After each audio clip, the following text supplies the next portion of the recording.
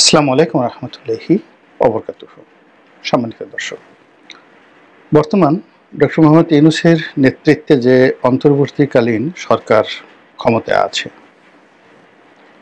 ক্ষমতা নেওয়ার পর থেকে গত ৯ মাসে ক্রমাগতভাবে একটি সরকারের যে সূচকগুলো থাকে, সুস্থতা, সবলতা, সক্ষমতা, সব সূচকেই সরকার ক্রমশ নিম্নের দিকে যাচ্ছে।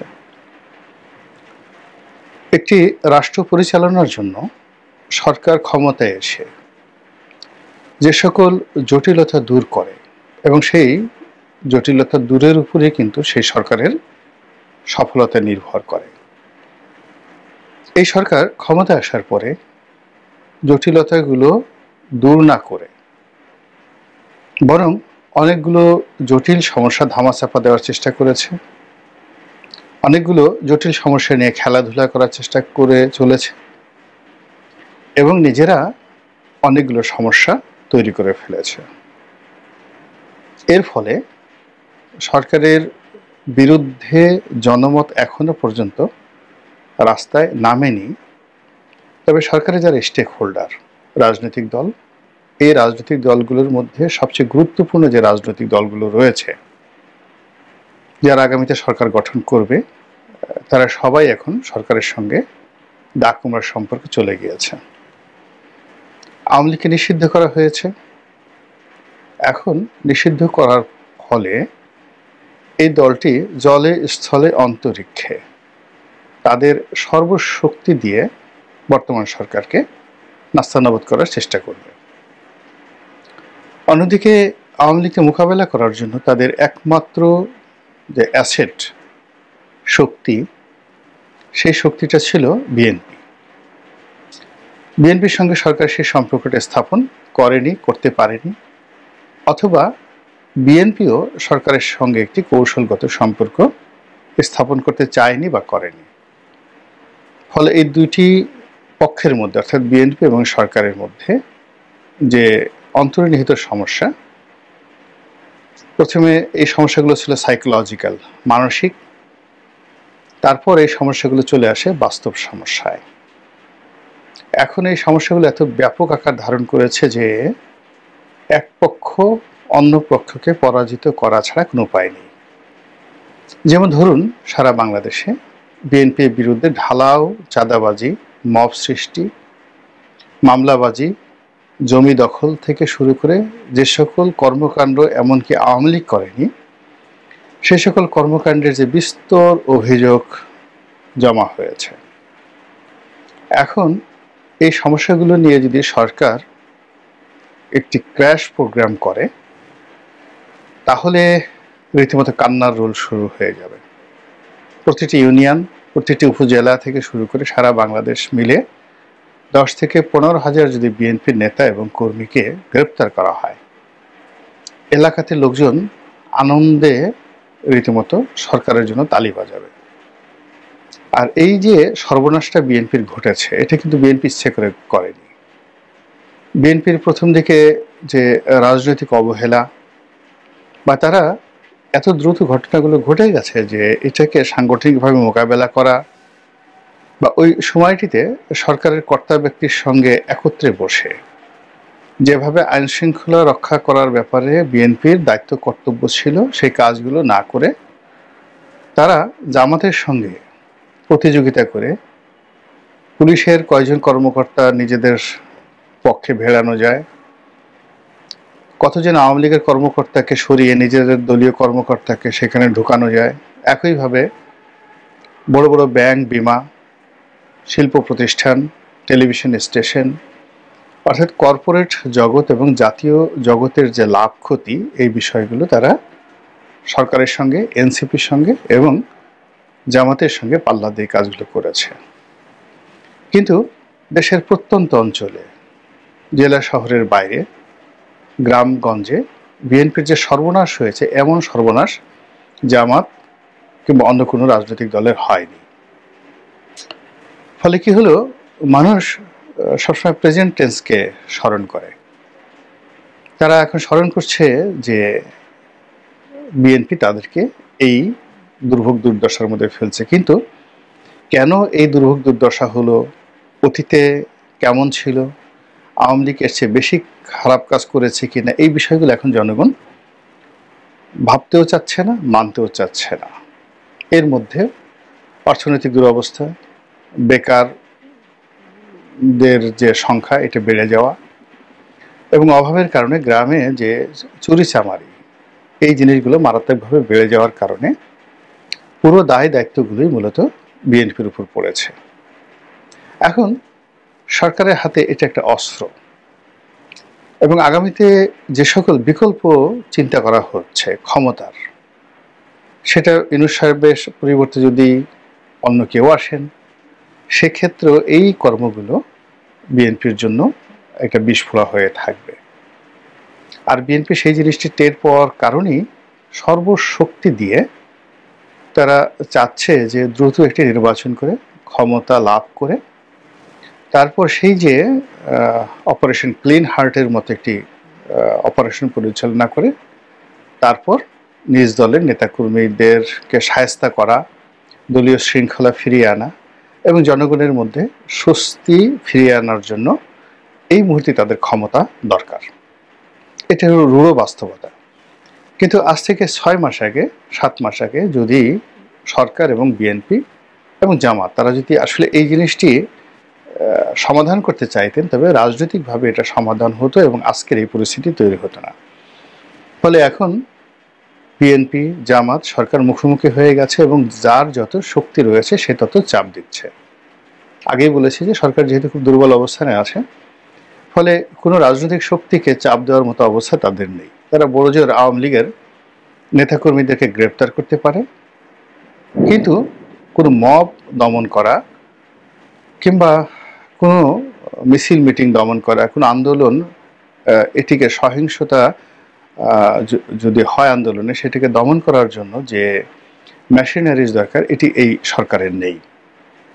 যারা রাজনৈতিকভাবে এটি মীমাংসা করতে পারবে না, প্রশাসনিকভাবে এটা মীমাংসা করতে পারবে না। ফলে সারা বাংলাদেশ এখন কার্যত যে যার মতো যেখানে পারছে সেভাবে চালাচ্ছেন। যেখানে মৎস্য কর্মকর্তা ক্ষমতাধর তিনি সেখানে ক্ষমতা দেখাচ্ছেন, যেখানে টিওনো সাহেব ক্ষমতাধর তিনি দেখাচ্ছেন, যেখানে বিএনপির নেতা ক্ষমতাধর, মানে ক্ষুদ্র ক্ষুদ্র ভাগে বিভক্ত হয়ে যেটিকে বলা হয় মাকসার ন্যায়। বড় মাছগুলো ছোট মাছগুলোকে গিলে গেলে খাচ্ছে। এখন সেই মাছ সরকারের হতে পারে, এনসিপির হতে পারে, বিএনপির হতে পারে, জামাতের হতে পারে, এমনকি কিছু কিছু জায়গাতে আওয়ামী লীগের লোকজনও স্টিল ক্ষমতা তারা ভোগ করছেন। এই যে দেশের এই অবস্থায় সঙ্গত কারণে সিভিল সার্ভিসের দুটো গুরুত্বপূর্ণ বিভাগ, সেক্রেটারিয়েট এবং পররাষ্ট্র মন্ত্রণালয়, ভীষণ রকম অসন্তুষ্ট দেখা যাচ্ছে। তারপর আইএমএফ এর যে শর্ত, সেই শর্ত মোতাবেক কতগুলো কাজ সরকারকে করতে হচ্ছে আইএমএফ এর ঋণ পাওয়ার জন্য, এবং সেই কাজগুলো এই সময় সরকার ইচ্ছে করলে নাও করতে পারত। তারা যদি তড়িঘড়ি করে একটা নির্বাচনের দিকে যেত এবং 3 মাস 4 মাস, তাহলে আসলে আইএমএফ এর ঋণ পেলেই বাকি, না পেলেই বাকি। কিন্তু যে ঝুঁকিটা তারা নিয়েছে, এতে বোঝা যায় যে তারা দীর্ঘমেয়াদে ক্ষমতায় থাকতে চায়।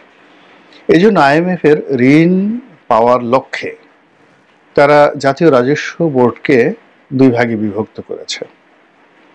এর ফলে এখন পুরো কর সেক্টর, সেই কর সেক্টরে যে স্থবিরতা দেখা দিয়েছে, কাস্টমসে, ভ্যাটে এবং আয়করে। তার ফলে এই যে জাতীয় রাজস্ব বোর্ডের যত সিনিয়র কর্মকর্তা রয়েছেন কলম বিরতি তারা করছেন, অফিসগুলো নামকা অবস্থায় চলছে, কিন্তু সেখানে কোনো কাজ হচ্ছে না। আমি যখন এই ভিডিওগুলো করছি, ঢাকা দক্ষিণ সিটি কর্পোরেশনের মেয়র পদ নিয়ে যে নাটকগুলো হচ্ছে, সেই নাটকগুলো প্রথমেই যদি সরকার সতর্ক হতো, তাহলে আজকের এই পরিস্থিতি তৈরি হতো না। এখন পরিস্থিতি যেখানে গিয়েছে সেখানে পয়েন্ট অফ নো রিটার্ন। বিএনপির ফিরে যাওয়ার কোনো রাস্তা নেই, আর সরকারের ফিরে যাওয়ার কোনো রাস্তা নেই, এবং এখানে এক পক্ষ পরাজিত হওয়া মানেই সেই পক্ষ আর দৃশ্যপটে থাকতে পারবে না, তাদেরকে চলে যেতে হবে। আমি যখন এই ভিডিওটি করছি তখন প্রচণ্ড মুষলধারে বৃষ্টি হচ্ছে, বৃহস্পতিবার দিন। কিন্তু এই আন্দোলন গত 7 দিন যাবৎ দক্ষিণ সিটি কর্পোরেশনে এরশাদকে ক্ষমতায় বসানোর জন্য বিএনপি আন্দোলন করছে গত 7 দিন ধরে, এবং সেই আন্দোলন এখন 3টি জায়গাতে রীতিমতো মবে পরিণত হয়েছে। একটা হলো সিটি কর্পোরেশন, দুটো হলো কোর্টের সামনে মৎস্য ভবনের যে স্থানটি রয়েছে সেই রমনা পার্কের, তারপরে মৎস্য ভবন এবং মাওলানা ভাসানী রোড, এই যে সম্মিলন যেখান থেকে হাইকোর্টের বিচারপতিরা যাতায়াত করেন, এই পুরো জায়গাটা ঠিক এই 5ই আগস্ট ঘটানোর আগে যেভাবে ছাত্র জনতার দখলে ছিল এখন সেটা বিএনপির দখলে, এবং স্পষ্টত এখানে যেভাবে আন্দোলন গড়ে তোলা হচ্ছে হাইকোর্টের উপর একটা চাপ প্রয়োগ করার জন্য এখানে সমাবেশ হচ্ছে। তৃতীয়ত, হোটেল ইন্টারকন্টিনেন্টালের সামনে এখানে রীতিমতো ব্লকেট দিয়ে রেখেছে এরশাদের সমর্থকরা বিপুল সংখ্যায়। তারা সেখানে বিভিন্ন উপদেষ্টাদেরকে গালাগাল করছেন, একজনকে সান্ডা ডাকছেন, আর একজনকে ব্যাং ডাকছেন, এবং ওই ভবনের মধ্যে যারা আছেন যমুনাতে তারা এবং সামনে যারা দায়িত্বরত রয়েছেন তারা সবাই ভীষণ রকম মানসিক অস্বস্তি এবং উৎকণ্ঠার মধ্যে আছেন, এতে কোনো সন্দেহ নেই। এবং এই যে যমুনায় আসলে সবকিছু পাওয়া যায় এরকম একটা ধারণা বিভিন্ন সময় যেমন প্রতিষ্ঠিত করা হয়েছে, একইভাবে এই যমুনায় আসো বা রাজুতে আসো, এই থেরাপি ব্যবহার করে সরকার তাদের অনেক যে ইচ্ছা আকাঙ্ক্ষা, অনেক কুটচাল তারা বাস্তবায়ন করেছে। বিশেষ করে যে আওয়ামী লীগ নিষিদ্ধ করার মতো ঘটনা এই যমুনার সামনে থেকেই হয়েছে। তো এখন বিএনপির একটা স্বাভাবিক যুক্তি যে অমুকে এসে এই কাজ করে গেল, তমুকে এসে যমুনায় ঘেরাও করে গেল, আমরা বাংলাদেশের বৃহত্তম একটি দল, আমরা কেন পারবো না, ঠিক সেই কাজটি করছে। এরই মধ্যে সেনাবাহিনী তারা আলাদা বৈঠক করেছে এবং সেখানে ভাষা যে সকল কথাবার্তা আমরা শুনতে পাচ্ছি স্পষ্টতই ক্যান্টনমেন্টের সঙ্গে এবং যমুনার সঙ্গে একটা বিরাট দূরত্ব তৈরি হয়েছে, ভীষণ রকম চাপ অনুভব করছে সরকার। এর বাইরে বিদেশের যে চাপ, ভারতের যে চাপ, এটি কয়েক গুণ বেড়ে গেছে। পাকিস্তান ভারতের যে যুদ্ধ, সেই যুদ্ধ অবস্থার মধ্যে বাংলাদেশের ব্যাপারে তাদের যে মনোযোগ সেটা কমে গিয়েছিল, এখন সেই মনোযোগ মানে শতভাগ ইউনিট সরকারের বিরুদ্ধে ব্যবহৃত হচ্ছে। ইতিমধ্যে স্থলপথে ভারতের যে আমরা রপ্তানি করতাম স্থলপথে বিশেষ করে গার্মেন্টস সামগ্রী, সেই স্থলপথটি বন্ধ করে দেওয়া হয়েছে, আর অন্যান্য যে সকল নিষেধাজ্ঞা ছিল সেগুলো তো আছেই বহাল। ইউরোপেও কোনো সুসংবাদ নেই। জাতিসংঘের একটা অধিবেশন, জলবায়ু সংক্রান্ত একটি অধিবেশন, যেখানে বাংলাদেশ অংশগ্রহণ খুবই গুরুত্বপূর্ণ। এটা ফ্রান্সের প্যারিসে হওয়ার কথা এবং সেখানে ডক্টর মোহাম্মদ ইউনূস সাহেবের যাওয়ার কথা ছিল, উনি সেখানে যাচ্ছেন না, বাতিল করেছেন। এর কারণ হলো ইম্মানুয়েল ম্যাক্রোর সঙ্গে ওনার একটা বৈঠকের ব্যবস্থা করা হচ্ছিল বা আশা করা হচ্ছিল, বা উনি চেষ্টা করেছিলেন, যেখানে তিনি রীতিমতো প্রত্যাখ্যাত হয়েছেন। এটি তার জন্য বা তার ব্যক্তিত্বময়তার জন্য বা তিনি যে নেম ফেমের অধিকারী, এটা তার জন্য একটা চপেটাঘাত। অন্যদিকে মার্কিন যুক্তরাষ্ট্র এবং জাতিসংঘকে তিনি যে সুযোগ সুবিধা দেওয়ার কথা বলেছিলেন আন্ডারহ্যান্ড করিডোরের নামে, মানবিক করিডোরের নামে বা অন্য যে কোনো বিষয়ের নামে, এটি পুরো রিভার্স হয়ে গেছে। সংযুক্ত আরব আমিরাত, সিঙ্গাপুর থেকে শুরু করে পশ্চিমা যে দাতা গোষ্ঠী, ব্যবসায়ী গোষ্ঠী, তাদের একটা প্রেসক্রিপশন অনুযায়ী চট্টগ্রাম বন্দরকে নিয়ে তার যে পরিকল্পনা ছিল সেটা এখন কার্যত অসম্ভব হয়ে পড়েছে। ফলে এই যে দেশি এবং বিদেশি বহুমুখী যে চাপ, সেই চাপটি কাটিয়ে উঠে তিনি কত দূর যেতে পারবেন, তিনি কি এগোতে পারবেন, তিনি কি শেষ পর্যন্ত তার সরকারের যে কার্যক্রম সে চালাতে পারবেন, নাকি আমরা ভিন্ন একটা পরিবেশ পরিস্থিতির মুখোমুখি হব। মহান আল্লাহ ভবিষ্যৎ সম্পর্কে জানেন। তবে সিক্স সেন্স বলছে আওয়ামী লীগ জমানাতে আমরা যা ছিলাম বর্তমানে তার চেয়ে খারাপ অবস্থায় আছি, কোনো সন্দেহ নেই।